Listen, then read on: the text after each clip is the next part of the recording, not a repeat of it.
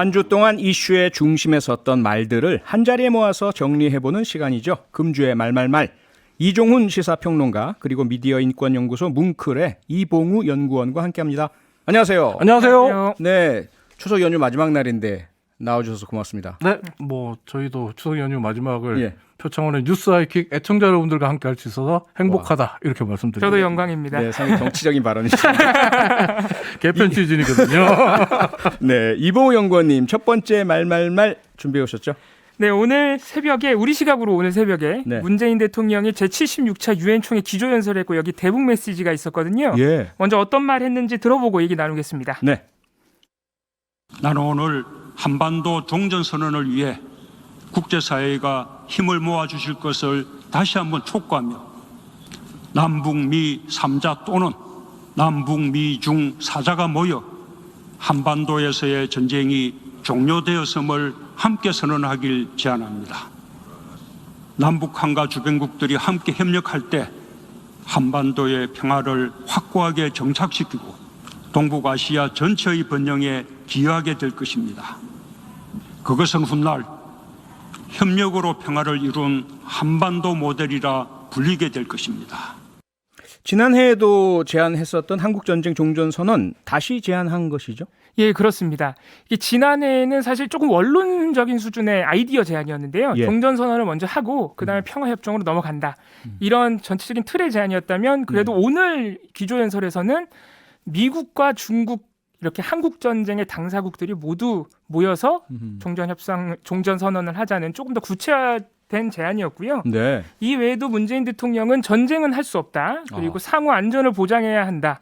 그리고 동반 번영을 해야 한다. 이런 세 가지 한반도 평화 원칙을 강조하는 등 네. 그동안 정부가 유지해왔던 북한에 대한 대화 협상 기조를 재확인했고요. 또 사실 9월 달에 북한이 잇따라서 미사일 도발을 했었는데 네. 그에 대한 언급도 피하면서 북한을 어떻게 해서든 협상 테이블로 이끌어온다는 전략도 다시 한번 재확인을 했습니다. 아하. 이거는 또 미국 바이든 대통령도 비슷한 논조의 그 연설을 해서요. 네. 한국과 미국이 여전히 북한에 대해서는 일관적인 대화 기조를 유지하고 있다. 이렇게 확인할 수 있었습니다. 네, 미국 심지어 중국까지 4자가 참여하는 종전선언 참 듣기 좋은 말인데 네, 문제가 미국 중국 사이가 요즘 참 좋지 않잖아요. 그렇습니다. 그러다 오늘 보니까 사실 유엔 총회에서도 예, 서로 지적은 하지 않았지만 네. 주목은 하지 않았지만 긴장감이 팽배했죠. 긴장감 그렇죠. 그런데 과연 한반도 종전선언을 위해서 참여할 수 있을까 의문이 들고요. 2018년 북미 회담 이후에 사실 그동안 남북미 사이 협상의 진전이 거의 없지 않는가. 그렇습니다. 그런데 지금 이 선언이 어떤 의미를 담고 효과를 발휘할까 이런 지적도 있을 것 같아요. 예, 실제로 지금 말씀하신 부분이 많은 언론들 그리고 국민의힘 등 정당들에서 하고 있는 지적입니다. 예. 이렇게 언론 보도 보면은 물론 언론 보도 양상은 한 두 가지 정도로 크게 나뉩니다. 네. 어떤 매체들은 종전선언 제시 자체를 초점을 맞추면서 가능성을 타진하는 반면에 네. 또 어떤 매체들은 문재인 대통령이 지금 최근에 북한 미사일 도발이 있었는데 언급하지 않았다. 아하. 이런 종전선언 무리한 대화 제시는 오히려 독이 될 수 있다. 이런 비판점에 초점을 맞추기도 했고요. 네. 국민의힘도 비슷한 논평을 냈는데 특히 대선 주자인 원희룡 전 지사 같은 경우에는 예. 북한은 미사일을 쏘는데 문재인 대통령은 종전선언을 제안하고 있으니 달나라 대통령이다. 이렇게 강하게 비판하기도 했습니다. 네, 그럼 달나라가 우리나라 땅이란 얘기인데. 네. 북한이 근데 사실상 어떤 행동으로 보여주지 않는 이상 어떤 협상도 무의미하다. 우리 측의 어떤 시도도 해서는 안 된다. 이런 그렇습니다. 비판이라고까지 해석이 가능한데요. 이 비판 이야기만 듣다 보면 네. 우리 분단 현실이 너무 오랜 동안 지속되다 보니까 이런 어떤 그 남북 평화에 대한 냉소주의 그렇습니다. 이게 자리 잡은 그런 결과 아닐까요? 예, 그렇습니다. 사실 분단 이후에 이 북한과의 어떤 체제 경쟁, 군사적인 대결을 먼저 중시하는 이런 노선은 아주 오랫동안 자리를 잡았고요. 그렇죠. 그 대화 협상 중시 노선이 김대중 정부 이후에 이렇게 부각이 된 이후에도 계속 충돌하고 있습니다. 네. 특히 보수 언론과 보수 정당에서는 굉장히 일관적으로 오랫동안 이 기조를 유지하고 있는데 8월 달에 아프가니스탄 사태가 터졌을 때도 일부 언론과 국민의힘 같은 경우에는 네. 무리하게 평화협정을 고집하다 보면 아프가니스탄처럼 된다. 그래서 미국한테 특히 주한 미군이 꼭 필요하다 이런 입장을 냈었거든요. 네. 그래서 지난 8월 23일 국회에서 있었던 국민의힘 정진석 의원의 정의용 외교부 장관에 대한 질의를 한번 들어보겠습니다. 인천공항이 카불공항처럼 되지 말란 법이 있느냐 이런 얘기를 하고 또 어떤 유명 기업인은 휴지가 안 된 평화협정은 없다. 평화협정을 믿지 말자라고 얘기하기도 했어요. 매우 유명한 기업인이. 그런 만큼 문재인 정부의 대북 정책과 평화협정 추진에 우려하고 있던 국민들이 많다. 이런 얘기입니다. 문 정부는 2018년 판문점 선언 이후에 정전협정을 평화협정으로 전환하려는 목표를 가지고 있어요. 이번 아프간 사태가 보여주듯이 실질적인 비핵화가 해소되지 않은 설익은 평화협정은 오히려 평화를 위협하는 양날의 검이 될 수 있다는. 유명 기업인이 그런 말을 했다 이렇게 강조를 하고 있는데 그 유명 기업인이 누굽니까? 정용진 신세계 부회장입니다. 아하. 8월 19일에 실제로 비슷한 방금 들으신 바와 비슷한 주장을 하면서 예. 아직도 협정을 믿는 바보들이 있다 이렇게 좀 수위 높은 발언을 썼고 그래요? 이걸 또 많은 언론들이 받아 써서 보도하기도 했습니다. 아하. 대화 협상에만 맹목적으로 매달려서는 곤란하다 이렇게 이해할 수는 있겠는데요.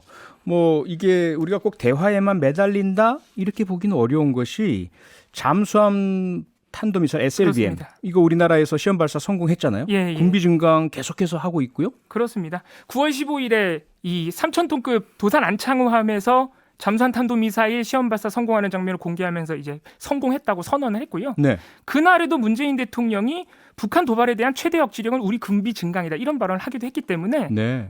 그 전략사 현실적인 국제 정세 안에서 대화와 어떤 군사적인 대비 이 사이의 균형점을 언론에서도 좀 분석적으로 접근할 필요가 있겠습니다. 네. 예, 두 번째 말로 넘어가 보죠. 이종훈 평론가 어떤 말 가져오셨습니까? 네, 오늘은 추석 명절에 방송하고 있으니까 네. 특별히 추석하면 생각나는 단어, 추석 특선 영화 네. 몇 편들을 좀 뽑아봤는데요. 아하. 첫 번째 영화 어떤 영화인지 오디오로 한번 만나보시죠.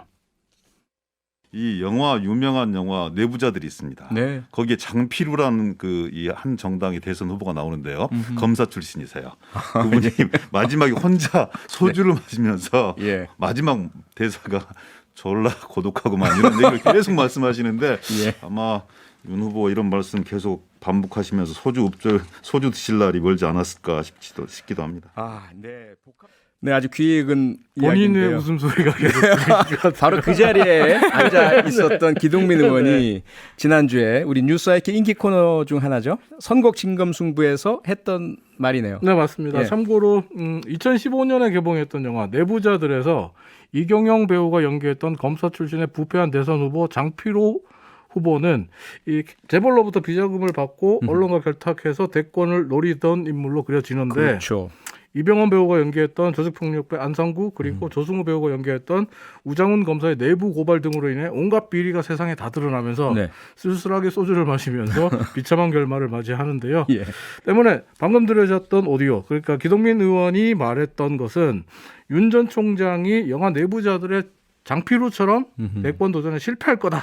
이렇게 우리 언론들이 지금을 해석을 하고 있습니다. 네. 참고로 영화 내부자들 같은 경우에 영화보다 더 영화 같은 우리 사회 현실을 적나라하게 보여줬다. 이런 평가를 받고 있습니다. 네, 뭐 우리가 늘 그런 얘기 하잖아요. 상상은 자유. 영화는 영화일 뿐. 영화는 영화일 뿐.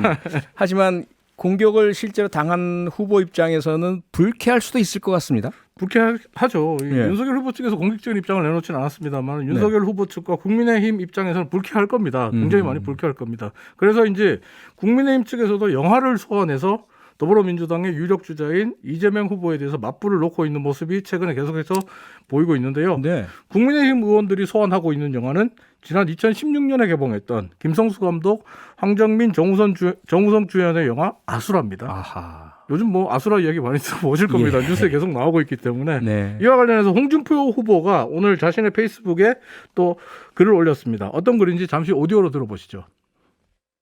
대장동 개발 비리 특검이나 자청하십시오. 그렇게 당당하면 왜 특검을 못 받습니까? 참 뻔뻔스럽습니다. 꼭 아수라 영화를 보는 기분입니다. 그러니까 국민의힘 측에서는 이재명 후보가 성남 시절에 했던 대장동 개발 사업 이것이 영화 아수라와 판박이다 이렇게 말하고 싶은 것 같은데요. 네, 그렇죠, 맞습니다. 참고로 영화 아수라 같은 경우는 가상의 도시인 안남시, 네. 안남시의 부동산 개발 사업을 둘러싸고 황정민 배우가 연기했던 박성배 안남시장이 조직폭력배를 끼고 각종 이권 챙기고 범죄를 서슴지 않는 그런 모습이 그려져 있었는데 네. 이재명 후보의 대장동 개발 사업이 연상된다. 이렇게 국민의힘 측에서는 공격을 하고 있습니다. 아하. 심지어 국민의힘의 박수영 의원 같은 경우는 영화 아수라를 소환하면서 이렇게도 얘기합니다.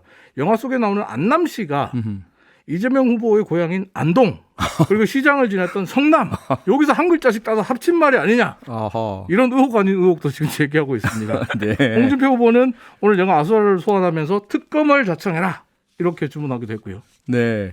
윤석열 후보 측에서 영화 내부자들 인용이 불쾌했을 것처럼 이재명 후보 측 당연히 이런 영화 아수라를 이용한 공격 불쾌할 텐데요. 혹시 불쾌하죠. 반응이 나왔나요? 불쾌하고 있는데 근데 예. 이제 뭐 앞서 우리가 우원식 의원과의 인터뷰에서 들었잖아요. 네. 이재명 후보 측에서는 이 특검을 받으라는 주장은 지나친 정치 공세다 이렇게 지금 일축하고 있는 상태입니다. 네.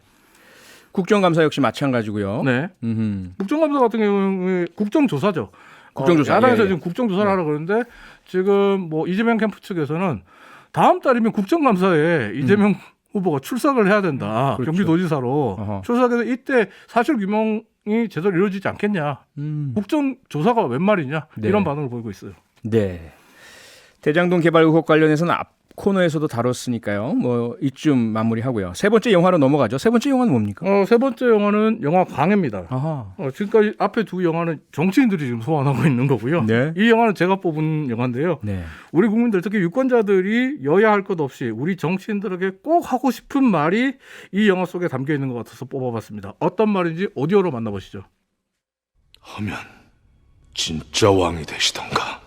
백성을 하늘처럼 섬기는 왕. 진정 그것이 그대가 꿈꾸는 왕이라면 그 꿈 내가 이루어드리리다. 아, 예. 류승룡 배우의 목소리죠. 맞습니다. 유승용 배우가 연기했던 도승지 허균이 이병헌 배우가 연기한 가짜 왕 하선에게 한 말인데 네. 백성을 하늘처럼 섬기는 왕. 백성을 하늘처럼 섬기겠다고 꿈꾸는 후보가 있다면 우리 국민들 그 꿈을 이루어들 용의가 있다라고 말하지 않겠습니까? 그렇겠죠. 백성을 하늘처럼 섬기는 대통령을 꿈꾼다면 그 네. 꿈을 이룰 수 있을 겁니다. 즐겁고 행복한 이 추석 명절에 느와르 영화만 계속 국민들에게 소개하고 있는 이 우리 정치인들, 여야 정치인들에게 정말 강추하고 싶어서 이 영화를 마지막 영화로 가져왔습니다. 네. 이제 다음 말말말로 넘어가 볼까요? 네, 세 번째 말말말은 말이 아닌 사진으로 준비를 해봤는데요. 사진을 지금 보시면 100원짜리 동전이 가득 쌓여 있습니다. 예, 지금 유튜브에 올라가 있는 저 네. 사진이죠. 네.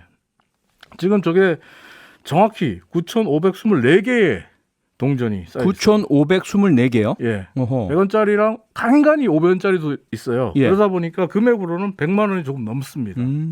저 동전들 같은 경우에 지난 9월 13일 밤 11시경에 네. 서울 중량구의 그 상봉 이동 주민센터 후문에 한 주민이 배달용 오토바이를 타고 옵니다. 네. 그리고 의문에 비닐봉지 6개를 놓는데 그 비닐봉지 6개에 저 동전들이 나누어져 담겨 있었던 거죠. 그리고 어허. 놓고 간 거예요. 예, 배달용 오토바이를 타고 와서 두고 갔다면 이렇게 넉넉한 형편의 주민은 아닌 것으로 일단 추정이 그렇죠. 되는데요. 뭐 그렇게 넉넉하다라고 표현하기 좀 힘들 것 같고 예. 그렇게 추측을 하고 있고 또 이제 배달용 오토바이를 타고 온 걸로 봐서 근처에서 이제 자영업 식당이나 이런 자영업을 하시는 분 아니냐 이런 추측도 하거든요. 근데 네.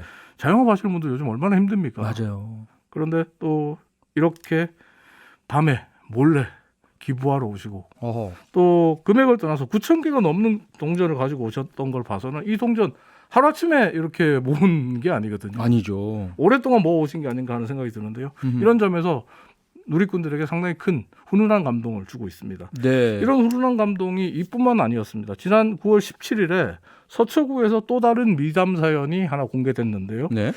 이 서울 서초동에서 통닭집을 운영하던 이명주 대표라는 분이 지난 7월에 이웃돕기 성금으로 445만 원을 서초구에 기부했다라고 합니다. 예. 여기까지만 보면 뭐 흔히 볼 수 있는 미담이라고도 할 수 있어요. 예. 하지만 이 445만 원이 어떤 돈이냐?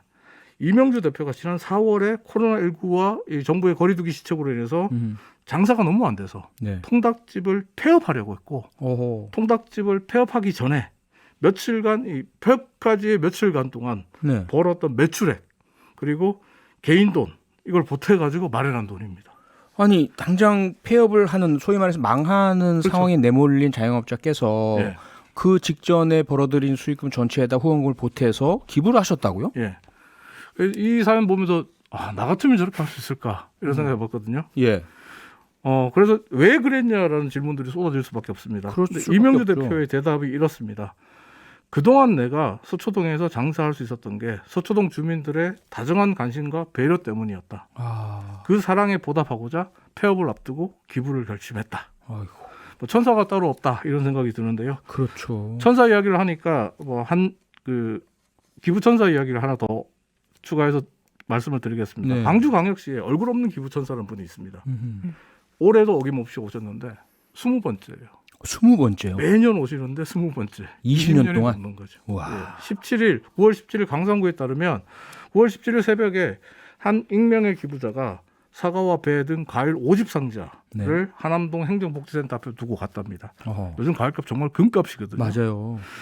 이 얼굴 없는 기부천사의 선행 지난 2011년 20kg짜리 쌀 35포대를 갖다 놓은 것으로 시작이 됐어요. 네. 2011년부터 지금까지 매년 명절이 되면 음흠. 어렵고 소외된 이웃을 위해 써달라면서 과일이나 쌀, 떡 등을 두고 가시는데 아. 이분이 누군지는 모릅니다. 아직도 몰라요? 예, 하지만 이 기부천사의 나눔의 역량 때문일까요?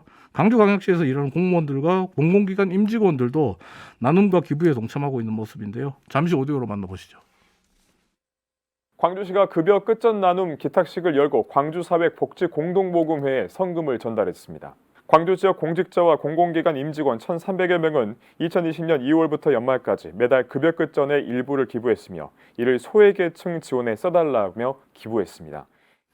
네, 방금 들으신 오디오 같은 경우 지난 1월에 강주 CNB 뉴스가 보도한 내용인데 네. 급여 끝전이라는 게 뭐냐면 급여에서 왜 10,000원 이하 돈 있죠. 예, 예. 혹은 1,000원 이하 돈, 동전, 짜투리 돈. 네, 짜투리, 어허. 끝전, 예. 끝전일 여기 남는 돈, 10,000원 이하 돈 혹은 1,000원 이하 돈, 네.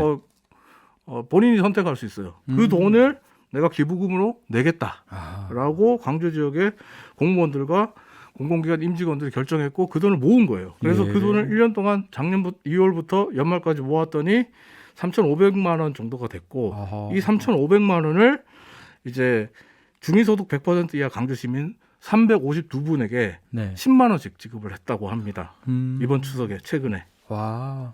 올해도 모으고 있답니다. 예. 올해 모은 돈은 내년에 또 어렵고 소외된 강주 주민들을 위해서 전달하겠다고 얘기를 하고 있는데요. 네. 누리꾼들 이런 소식들을 보면서 이렇게 말하고 있습니다. 아직은 살만한 세상이다. 네. 그야말로 우리 곁에는 천사들이 계시네요. 네. 천사들이 일으키신 나비 효과가 우리에게 살만한 세상을 주시는 것 같습니다. 너무 감사한 마음이고요. 금주의 말말말 여기서 마치죠. 감사한 마음을 품고 네. 이종훈 시사평론가 그리고 미디어 인권연구소 뭉클 이봉우 연구원이었습니다. 두 분 고맙습니다. 감사합니다. 감사합니다. 평일 저녁 6시 5분에 여러분을 찾아갑니다. MBC 라디오 교창원의 뉴스 하이킥.